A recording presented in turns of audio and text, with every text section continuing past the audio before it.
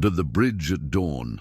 The detonation cord snakes through the fog like a silver lifeline, disappearing into the grey Norman dawn, where Jake McNiece knows it might be the last thing he ever rigs. The TNT satchel beside him weighs heavy with possibility and dread. 8 blocks of explosive that could save scattered paratroopers or turn him into mist if the primer cord fails. Through the hedgerow, he can hear German armor grinding east toward the coast, toward beaches where American boys are still clawing for purchase on bloodied sand. The bridge looms ahead, 3 stone arches spanning a canal that feeds directly into enemy supply lines. McNiece checks his pocket watch. 0547 hours, 13 minutes past the original demolition deadline. The 506th PIR was supposed to have this bridge down by midnight, but the C-47 pilots had been flying blind through flak and fog, scattering paratroopers across the wrong drop zones like seeds in a hurricane. "Sergeant, you sure about that cord length?" Private Tommy Kemp's voice cuts through the mist, tight with fear and pain. The 19-year-old medic took shrapnel in his leg during the night drop, bone showing through torn fabric, but he's conscious and trying not to scream. "It's long enough if I place it right," McNiece mutters, running his fingers along the primer cord. The wire feels slick from ditch water, unreliable as everything else since they landed in this maze of Norman hedgerows.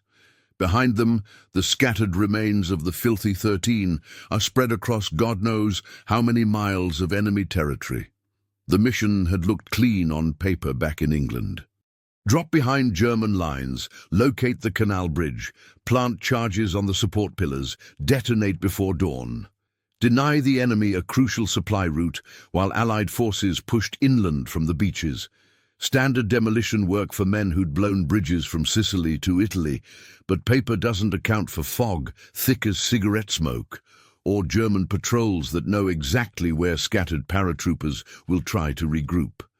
McNiece had landed hard in a flooded pasture, alone except for Kemp and half his demolition gear buried in mud. The rest of his charges lay scattered across fields they couldn't reach without stepping on mines or walking into machine gun nests. What he has now, 1 TNT satchel and barely enough det cord, will have to be enough. The sound of engines grows louder through the mist. German voices carry across the water, guttural consonants cutting through dawn air with methodical precision. McNiece knows that sound.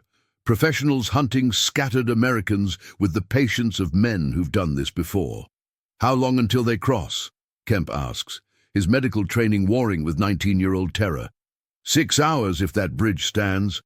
McNiece checks the TNT blocks methodically, testing each stick for moisture damage. The explosive feels solid, reliable, but placement will have to be perfect. 1 chance, 1 detonation, 1 moment when stubborn courage meets brutal mathematics in the Norman fog. Through the mist, he can barely make out the bridge's center support. Cold stone that stood for decades, about to meet 8 blocks of American TNT and 1 demolition sergeant who never learned to follow orders he knew were wrong.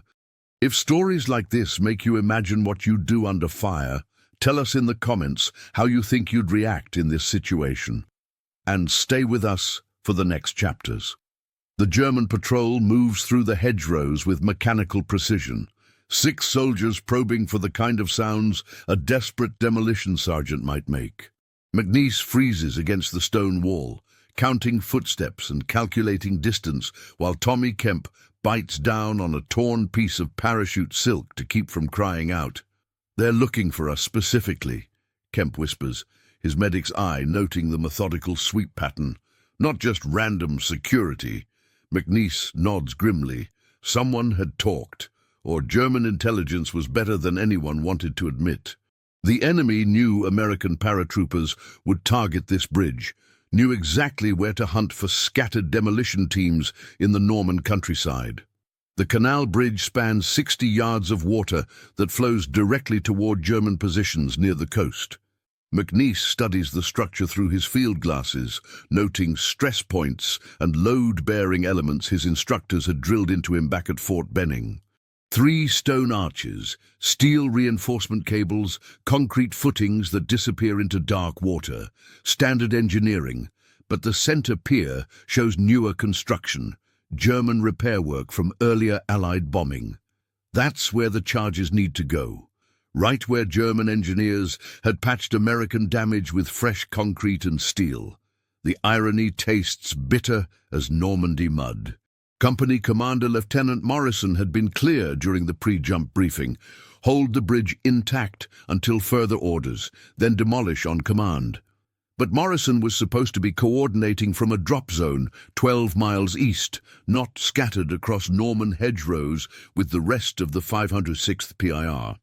Radio contact had died with the misdrops, leaving McNiece with standing orders that made less sense every hour the bridge remained standing.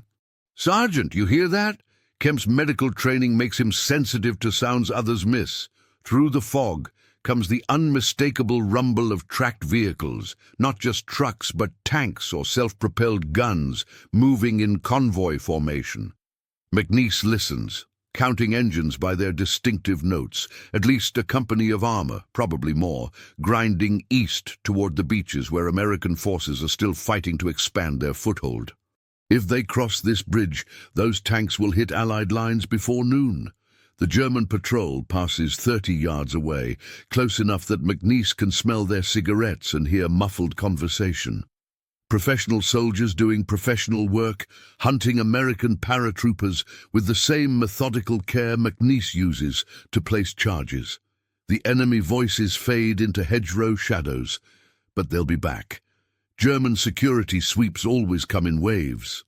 "What's the plan, Sergeant?" Kemp asks, though his eyes already know the answer. McNiece hefts the TNT satchel, feeling its weight against official orders and ground reality. Lieutenant Morrison had said, "Hold the bridge," but Morrison wasn't listening to tank engines grinding toward American boys on bloody beaches. Sometimes a demolition sergeant has to choose between following orders and following his conscience. The primer cord coils in his hands like a decision that can't be undone. Once he lights that fuse, there's no taking it back, no explaining to rear echelon officers who read maps instead of terrain. Just 8 blocks of TNT against stone and steel, and whatever consequences follow. The fog begins to thin as dawn strengthens, revealing more of the bridge structure and the approaches McNiece will have to cross. Exposed ground, no cover, with German patrols sweeping methodically through hedgerows. But tank engines grow louder by the minute, and American boys are still dying on Norman beaches. Time to choose between orders and responsibility. The runner arrives just as McNiece finishes his reconnaissance, a blood-smeared private from Dog Company who's been moving through German lines for 3 hours. The kid can't be older than 18, his uniform torn and his eyes carrying the 1,000-yard stare McNiece recognizes from Sicily. "Message from battalion," the runner gasps, handing over a dirt-stained paper. "Lost contact with most units. Hold all positions until further orders." McNiece reads the message twice, tasting the bitter mathematics of scattered command. Battalion doesn't know where half their paratroopers landed, can't coordinate with units pinned down in hedgerows, but still expects demolition teams to follow plans that assumed perfect drops and intact communications. "What's it like out there?" Tommy Kemp asks the runner, his medic's instincts reading exhaustion and trauma in the kid's posture. "Bad, real bad. We got maybe half our people, scattered across 10 miles of hedgerows. Germans know exactly where we are, like they've been waiting for us." The runner accepts water from Kemp's canteen, hands shaking. Captain's dead. Most of the lieutenants, too. The news settles like cold weight in McNiece's stomach. Dog Company had been their link to battalion command, their source of updated orders and tactical intelligence. If Dog Company was shattered, then the entire operation was improvisation and prayer. Through the fog, German tank engines grow steadily louder. McNiece counts at least 12 vehicles now, probably a full armored column, moving with the confidence of units that know American paratroopers can't coordinate effective resistance. The sound carries implications that make his hands tighten on the TNT satchel. "Sergeant, I got medical training, not demolitions," Kemp says quietly.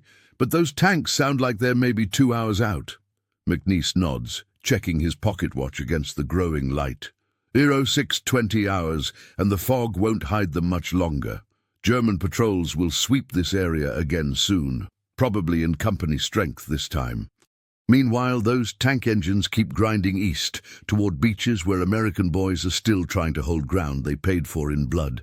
The runner from Dog Company shivers against the stone wall, his teenage face carrying burdens no kid should know. "What are you gonna do, Sergeant?" It's the question McNiece has been avoiding since the mist drop scattered his carefully rehearsed plans across Norman hedgerows. Follow standing orders to hold the bridge and watch German armor roll toward American positions, demolish it without authorization, and face court-martial for destroying strategic infrastructure against direct orders. But court-martial assumes survival, and survival assumes those tank engines don't reach Allied lines before afternoon. McNiece hefts the detonation cord, feeling its weight against impossible choices.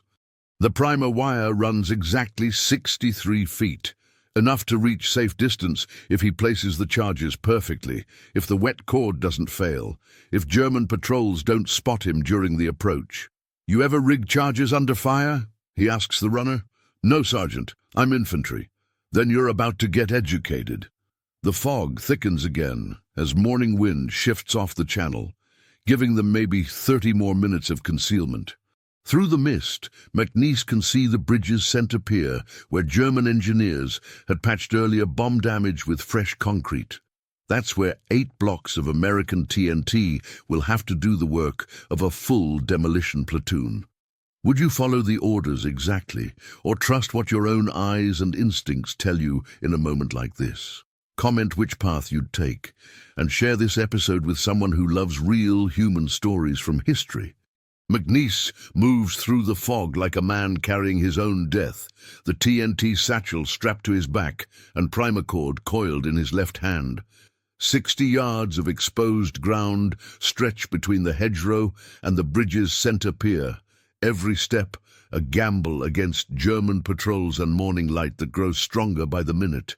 The tank engines sound closer now, maybe an hour out and grinding steadily east.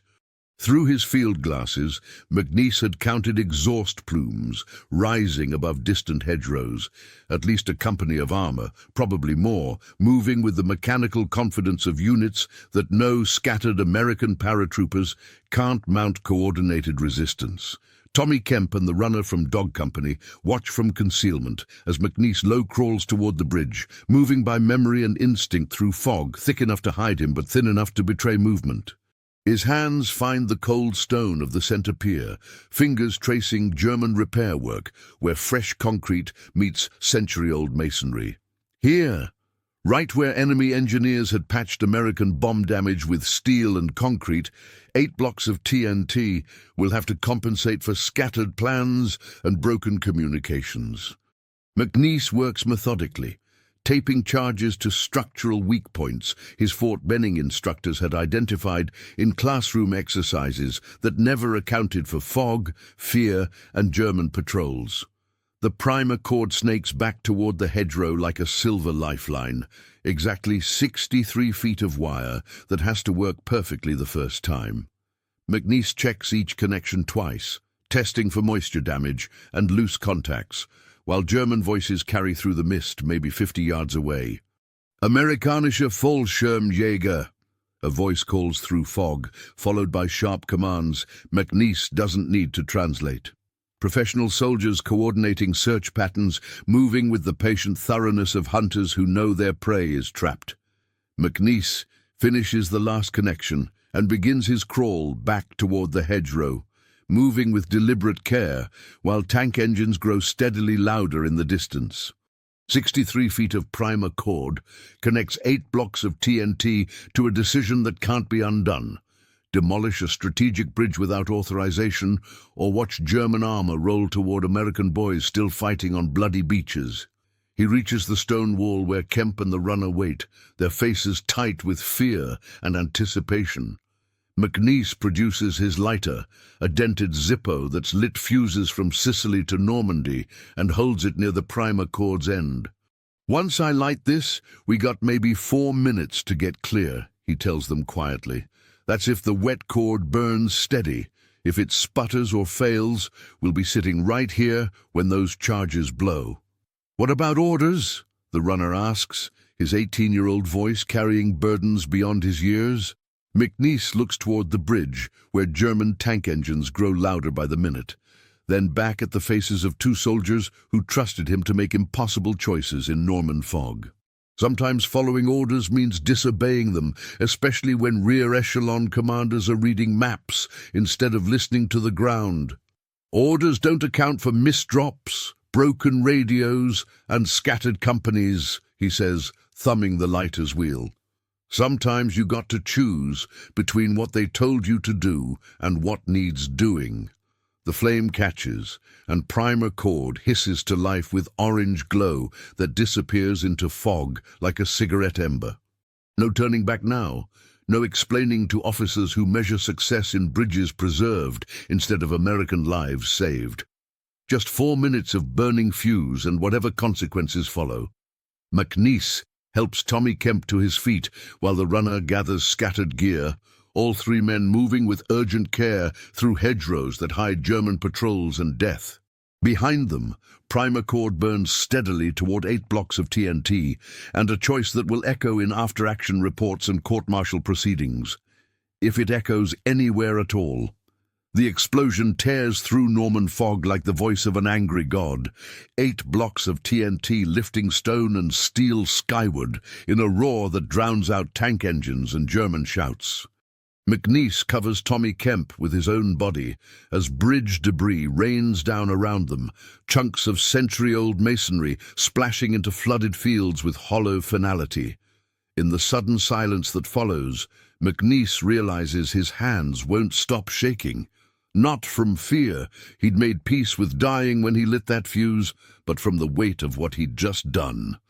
Destroyed strategic infrastructure without authorization, disobeyed direct orders from battalion, and committed an act that would either save American lives or earn him a court-martial. Maybe both. "Jesus, Sergeant," the runner from Dog Company whispers, staring at the gap where 3 stone arches had spanned dark water. "You really did it." McNiece helps Kemp to his feet, noting how the medic's face has gone pale with blood loss and shock. "The kid needs proper medical attention soon, but German patrols will converge on the explosion site within minutes. They have to move, had to find Allied lines before enemy infantry cordoned off the entire area." Through clearing fog, McNiece can see the bridge's remains, scattered across canal water like broken teeth. The center pier, where he'd placed charges, has vanished completely, taking German repair work and 60 yards of strategic infrastructure with it. No tank column would cross here today, or any day soon, but that knowledge tastes bitter as Normandy mud when he thinks about Lieutenant Morrison's final orders. Hold the bridge intact until further orders. Don't demolish without direct authorization. Follow proper chain of command protocols, even when scattered drops and broken communications made proper protocols impossible. "What happens now?" Kemp asks, his medic's training warring with exhaustion and pain. McNiece doesn't answer immediately. What happens now depends on variables beyond his control, whether scattered elements of the 506th PIR can regroup, whether German armor finds alternate crossing points, whether rear echelon officers understand the difference between following orders and completing missions. The tank engines have stopped. Through hedgerow gaps, McNiece can see distant vehicles halting, regrouping, probably coordinating with forward observers to assess bridge damage and identify alternate routes. He'd bought time for Allied forces, but at what cost to his own future and the trust placed in demolition, sergeants who were supposed to follow orders, not improvise strategy. "We move toward Allied lines," he tells them finally. "Find battalion headquarters, report mission complete, and let officers figure out the paperwork." They begin walking east through Norman hedgerows, 3 soldiers carrying different burdens from the same explosion. Kemp limps between McNiece and the runner, his medical pack lighter now, but his leg wound needing attention they can't provide. The runner from Dog Company keeps looking back toward the demolished bridge, his 18-year-old mind processing the difference between orders and results. McNiece walks point, listening for German pursuit while his hands gradually stop shaking. The TNT satchel hangs empty on his back, its weight replaced by questions that will follow him through after-action reports, investigation interviews, and long nights when bridge debris falls again in his dreams. Behind them, through clearing Norman fog, canal water flows free and unobstructed around broken stone. No German crossing, no tank column, no supplies reaching enemy positions near American beaches. Just one demolition sergeant's choice against impossible odds, measured in 8 blocks of TNT and whatever consequences follow.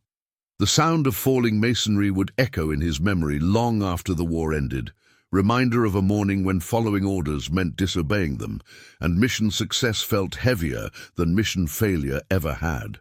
3 months later, McNiece sits in a canvas chair outside battalion headquarters near St. Vith, reading an after-action report that reduces 4 minutes of terror and 60 years of consequences to 3 dry paragraphs.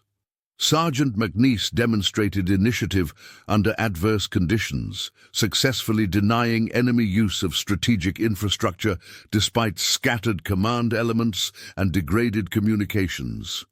Initiative. The word tastes like cigarette ash and official euphemism. The court-martial inquiry had lasted 2 weeks, officers in clean uniforms questioning demolition decisions made in Norman fog by men who couldn't contact higher command. McNiece had answered their questions honestly. Yes, he'd acted without direct authorization. Yes, he'd understood standing orders to hold the bridge intact. Yes, he'd do the same thing again under identical circumstances. Lieutenant Colonel Strayer had eventually dismissed all charges, citing tactical necessity and mission success. But success measured in destroyed bridges doesn't account for the weight a demolition sergeant carries when he realizes how close he'd come to disaster.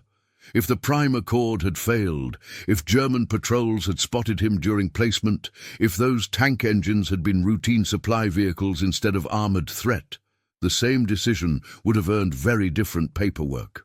Tommy Kemp recovered from his leg wound and returned to duty, though he walks with a slight limp that reminds McNiece of Norman hedgerows and impossible choices. The runner from Dog Company died 2 weeks later during German counterattacks near Carentan, his 18-year-old face joining other memories McNiece carries like unexploded ordnance. The bridge itself became footnote in operational histories, one line item in charts showing bridges demolished and supply routes denied. Staff officers measured success in tonnage destroyed and enemy delays calculated, but they couldn't measure the sound of falling masonry that still echoes in McNiece's dreams, or the way his hands sometimes shake when lighting cigarettes. Mail call brings a letter from his sister in Oklahoma, full of hometown news and casual questions about what the war is really like. McNiece folds the letter carefully, knowing he'll never find words to explain the weight of 8 TNT blocks or the mathematics of choosing between orders and conscience in Norman fog. Later, much later, after Normandy and Market Garden and Bastogne, after victory parades and discharge papers and the long journey back to Oklahoma soil, McNiece would sometimes hear freight trains crossing bridges near his hometown. The sound of steel wheels on steel girders would bring back that Norman morning when primer cord burned toward impossible choices, and he'd remember the weight of a TNT satchel that held more than explosives. In 1964, 20 years after the war, a military historian would interview McNiece for an official history of airborne operations. The historian wanted details about demolition techniques, tactical innovations, and leadership under fire. McNiece answered the questions professionally, accurately, but he never mentioned how his hands still trembled when handling date cord, or how the sound of falling masonry still woke him some nights. The bridge remained destroyed, the mission officially successful, the citation properly filed. But legends written in after-action reports carry different weight than memories carried in the minds of men who lit fuses in Norman fog and lived with whatever followed. Some bridges once blown never stop falling. If this story reminded you that behind every medal and mission report there's a human being carrying memories we'll never fully see, subscribe to the channel, tell us which country you watch from, and invite someone to revisit history with us in the next story.